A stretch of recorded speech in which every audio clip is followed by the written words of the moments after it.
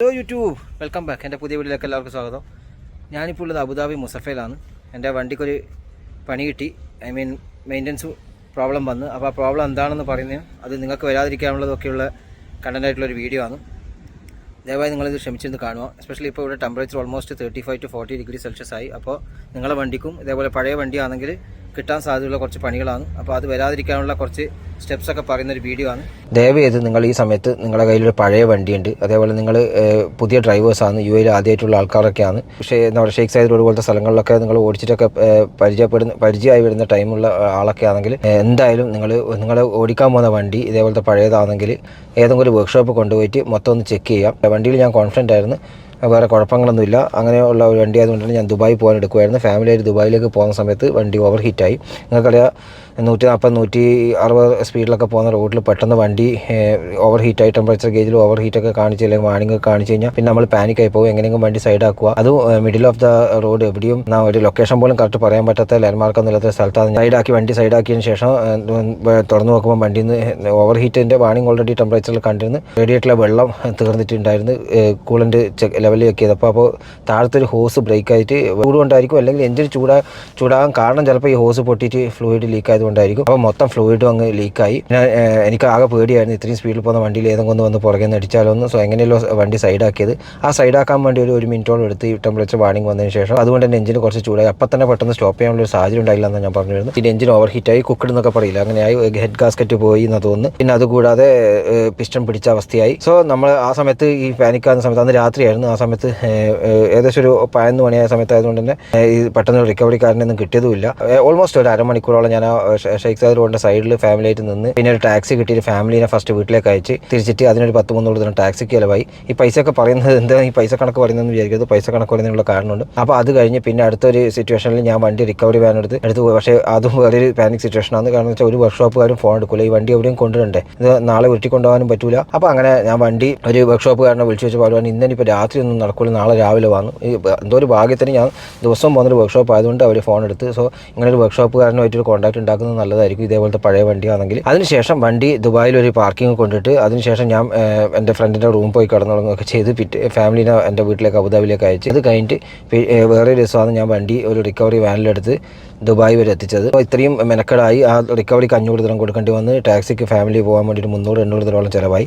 ഈ പൈസ കണക്ക് പറഞ്ഞാൽ എന്താണെന്ന് വെച്ച് കഴിഞ്ഞാൽ, ഈ ഒരു 800 ദിനമൊന്നും വേണ്ട, നിങ്ങളെ വണ്ടി പഴയതാണ്, നിങ്ങൾ കുറേ കാലമായി, ഇവൻ ബോണറ്റ് പോലും ഒരിക്കൽ പോലും പൊക്കി നോക്കാണ്ട് വണ്ടി ഓടിക്കുന്ന ഒരുപാട് പേരെ അറിയാം. അതേപോലെ വണ്ടി സ്റ്റാർട്ട് ചെയ്യുന്നതിന് മുന്നേ ഒന്ന് അടിപോലും ഒരിക്കൽ നോക്കാണ്ട്, അടിയിലൊക്കെ ഒന്ന് ചെക്ക് ചെയ്യുക. പഴയ വണ്ടിയാണെങ്കിൽ ചിലപ്പോൾ കൂളൻ്റ് ലീക്കായിട്ടുണ്ടാവും, കളർ ഉണ്ട് ഓരോ കൂളൻ്റും. അപ്പോൾ ആ കളർ കൊണ്ട് തന്നെ നിങ്ങൾക്ക് മനസ്സിലാക്കാൻ പറ്റും.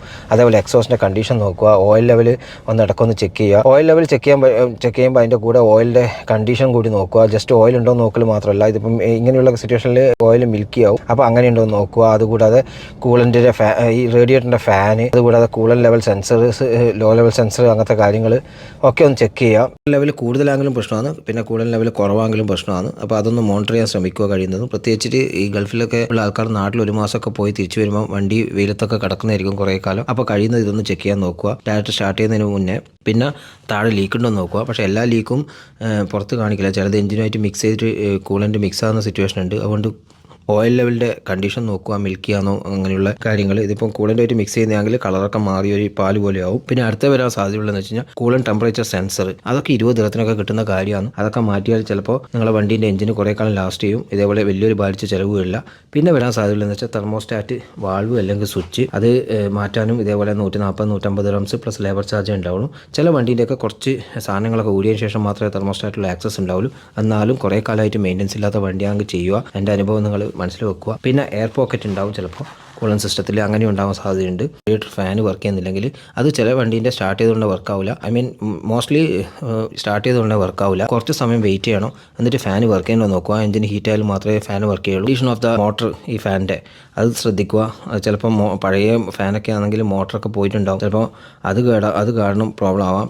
പിന്നെ ക്ലോഗ്ഡ് ആയിട്ടുള്ള റേഡിയേറ്റർ, അത് ഈ കച്ചറയൊക്കെ കുടുങ്ങി റേഡിയേറ്ററിലൂടെ കറക്റ്റ് പാസേജ് ഇല്ലെങ്കിൽ എഞ്ചിന് ഓവർ ഹീറ്റ് ആകാനുള്ള സാധ്യതയുണ്ട്, അത് നോക്കുക. പിന്നെ ഈ ഫ്രണ്ട് റേഡിയേറ്ററിൻ്റെ മുന്നിൽ കുറേ കച്ചറ അടിഞ്ഞിട്ടുള്ള സിറ്റുവേഷൻ ആണെങ്കിൽ, അല്ലെങ്കിൽ നമ്മൾ ഈ ഓട്ടത്തിലൊക്കെ ചിലപ്പോൾ ഒരു പാക്കറ്റൊക്കെ വന്ന് പാറി പറ്റുമല്ലോ, അങ്ങനെയുള്ള സിറ്റുവേഷനിലൊക്കെ എഞ്ചിന് ഓവർ ഹീറ്റ് ആകാനുള്ള സാധ്യതയുണ്ട്. പിന്നെ കൂളിംഗ് സെൻസർ ഫെയിൽ ആയിട്ടുണ്ടെങ്കിൽ, പിന്നെ വാട്ടർ പമ്പ് ചിലതൊക്കെ പ്ലാസ്റ്റിക് ഉണ്ട്, പ്ലാസ്റ്റിക് അങ്ങോട്ടൊന്ന് പൊട്ടിപ്പോവും. പക്ഷേ ചിലതിൻ്റെയൊക്കെ മെറ്റലാണ്, രണ്ടിനും ദോഷമാണ്. പ്ലാസ്റ്റിക് അങ്ങ് പൊട്ടിപ്പോവും, മെറ്റലാകുമ്പോൾ അതിൻ്റെ ഉള്ളിൽ നിന്ന് ഇരുമ്പെടുക്കും.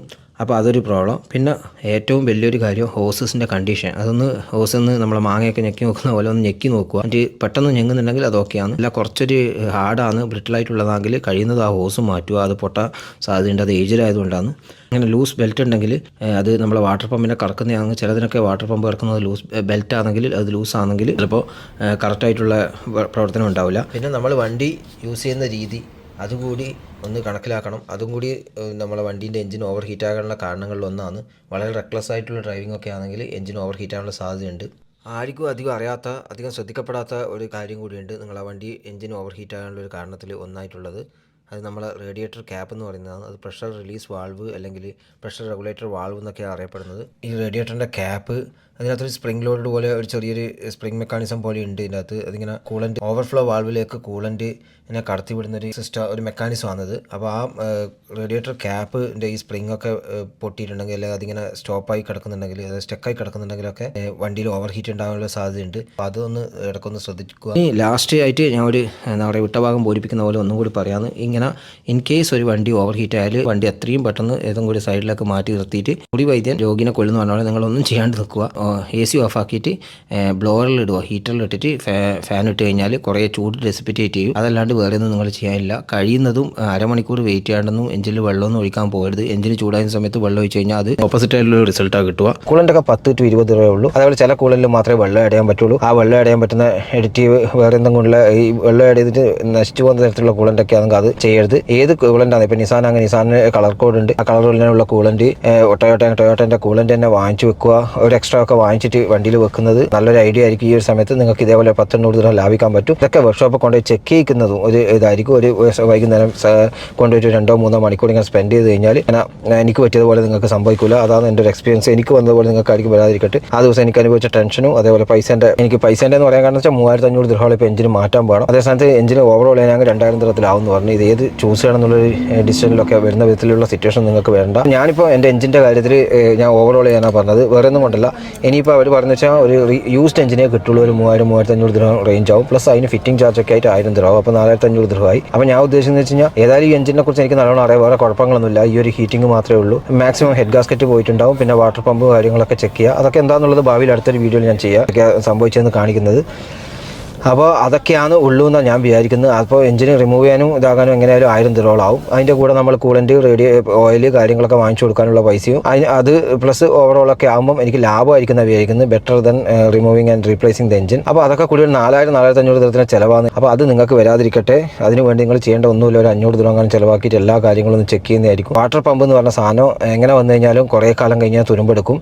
അത് ഉള്ളിൽ നിന്ന് ചിലപ്പോൾ ചില ആൾക്കാർ പഴയ ഓണേഴ്സ് വെള്ളം ഒഴിച്ചതായിരിക്കും. അതുകൊണ്ട് അല്ലെങ്കിൽ കുറേ കാലമായിട്ട് അവിടെ കിടന്ന് കറങ്ങുന്ന ഒരു സാധനമാണ് വെള്ളത്തിൽ. അപ്പോൾ അതൊക്കെ ഒന്ന് മാറ്റിക്കഴിഞ്ഞാൽ നിങ്ങൾക്ക് ഈ ഒരു സിറ്റുവേഷൻ വരില്ല. അത് കൂടാതെ വേറെ ഒരു ഏറ്റവും വലിയൊരു കാര്യം എന്ന് വെച്ച് കഴിഞ്ഞാൽ നിങ്ങൾ ഇടക്കിടക്ക് ടെമ്പറേച്ചർ മോണിറ്റർ ചെയ്യുക. ഈ സമയത്ത് ടെമ്പറേച്ചറിൽ വേരിയേഷൻ വരുന്നുണ്ട്. വണ്ടി ഒരു അരമണിക്കൂർ കൊണ്ടൊക്കെ നല്ല പീക്ക് ലെവലിലൊക്കെ ടെമ്പറേച്ചർ എത്തുന്നുണ്ടെങ്കിൽ കഴിയുന്നത് അടുത്ത വർക്ക്ഷോപ്പ് കൊണ്ടുപോയിട്ട് ഒന്ന് ചെക്ക് ചെയ്ത് കഴിഞ്ഞാൽ ഇത്രയും വലിയൊരു ബാധിച്ച ചിലവില്ല. മാത്രമല്ല നിങ്ങൾക്ക് ഇനിയിപ്പം യൂസ്ഡ് കിട്ടുന്ന എഞ്ചിൻ ഏത് തരത്തിലുള്ളതെന്ന് അറിയില്ല. ആ എഞ്ചിന് ചിലപ്പോൾ ഷാർജ് ചെയ്യുന്നു അവിടെ നിന്നൊക്കെ കിട്ടുന്നു പറഞ്ഞുള്ളൂ. കിട്ടുന്ന എഞ്ചിന് ചിലപ്പം ഏതെങ്കിലും ആക്സിഡൻ്റ് ആയ വണ്ടീൻ്റെ സീസായ എഞ്ചിൻ എങ്ങാനായിരിക്കും. ചിലപ്പോൾ ഇവിടെ തന്നെ റീഫർബിഷ് ചെയ്ത എഞ്ചിനായിരിക്കും. അത് എങ്ങനെ ചെയ്തതാണെന്ന് നമുക്ക് നേരിട്ട് കണ്ട് അറിവില്ല.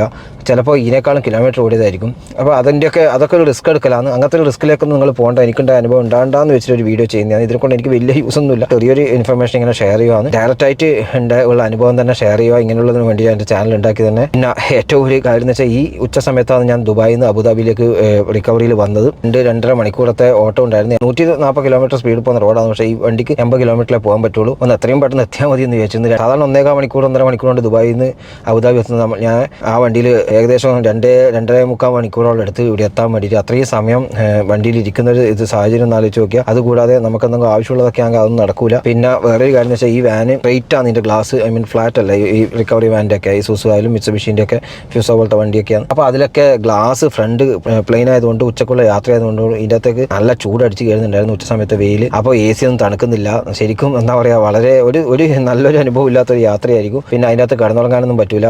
കാരണം ഫ്ലാറ്റ് ഫ്ലാറ്റ് ആയിട്ടുള്ള ഒരു സീറ്റാണ്. മാത്രമല്ല ഈ റിക്കവറി വാനിന് ഒരാളെ കയറ്റാനുള്ള പെർമിഷനേ അവർക്കുള്ളൂ. അപ്പോൾ ഫാമിലിനെ ടാക്സിയിൽ വിടേണ്ട അവസ്ഥയൊക്കെ വരും. അപ്പോൾ അതുകൊണ്ട് ഒന്നും കൊണ്ട് ഒരു നല്ലൊരു അനുഭവം ആയിരിക്കില്ല ഇങ്ങനെ വണ്ടി എഞ്ചിൻ ഓവർ ഹീറ്റ് ആയാലെന്നാണ് ഞാൻ പറഞ്ഞു വരുന്നത്. സോ പ്ലീസ് ഇത് വരാതിരിക്കാനുള്ള റെമഡീസ് ഒക്കെ ചെയ്യുക. പിന്നെ ഈ വണ്ടിയെ കുറിച്ചുള്ള കൂടുതൽ വീഡിയോസ്, അതുകൂടാതെ ഈ വണ്ടിക്ക് എന്താ ശരിക്കും സംഭവിച്ചത് എന്നുള്ള എന്തൊക്കെ ഇപ്പോൾ ഉള്ളതൊക്കെ നിഗമനമാണ്. ഓവർ ഹീറ്റ് ആകുന്ന ഇന്ന കാരണമൊക്കെയാണ്. ശരിക്കും എന്തുകൊണ്ട് ഓവർ ഹീറ്റ് ആയെന്നുള്ളതൊക്കെ എക്സ്പ്ലെയിൻ ചെയ്യുന്ന ഒരു വീഡിയോ ആയിട്ട് ഞാൻ വരുന്നതായിരിക്കും. Until then bye, see you. Please like, subscribe. നിങ്ങൾക്ക് എൻ്റെ വീഡിയോയിലുള്ള സജഷൻസ് ഒക്കെ കമൻറ്റ് ബോക്സിൽ ഇടുക. So I can improve also. Thank you for watching. Bye bye, see you, take care.